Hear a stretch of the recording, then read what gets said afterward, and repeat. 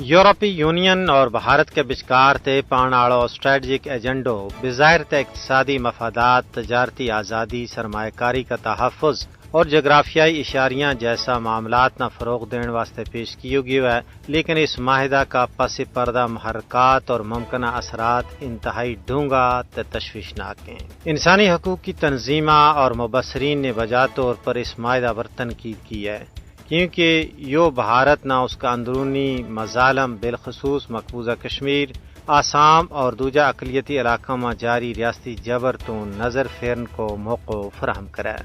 معاہدہ انسانی حقوق کی سنگین خلاف ورزیاں، مسلمانہ اور دوجی اقلیتوں پر وحشیانہ تشدد، ماورائے عدالت قتل اور بھارتی فوج نے حاصل بے لگام اختیارات کا ایک ایسا پس منظر میں ہو رہا ہے جیت عالمی برادری کی خاموشی خود ایک مجرمانہ غفلت کی علامت بن چکی ہے۔ سب تو زیادہ قابل مذمت پہلو معاہدہ میں جموں کشمیر اور لداخ نہ بھارت کو حصوں تسلیم کرنا ہے، جڑو اقوام متحدہ کی قراردادوں اور بین الاقوامی قوانین کی کھلی خلاف ورزی ہے۔ یورپی یونین جڑی خود نہ انسانی حقوق کے علمبردار سمجھے، اگر اس طرح کا یک طرفہ بیانیہ نہ قبول کر لے تو اس کا اپنا دعویٰ کی نفی ہے۔ اس معاہدہ تو تاثر تقویت پکڑا ہے کہ یورپی یونین اصولوں کے بجائے مفادات کی سیاست کر رہی ہے۔ بھارت کی طرفوں پاکستان کا GSP+ سٹیٹس نہ ختم کرنے واسطے یورپی یونین پر دباؤ کرنا اس گل کو غماز ہے کہ بھارت نہ صرف داخلی طور پر اقلیتوں کا حقوق پامال کر رہے ہے، بلکہ خارجی طور پر بھی اپنا سیاسی معاشی اثر و رسوخ نہ استعمال کر کے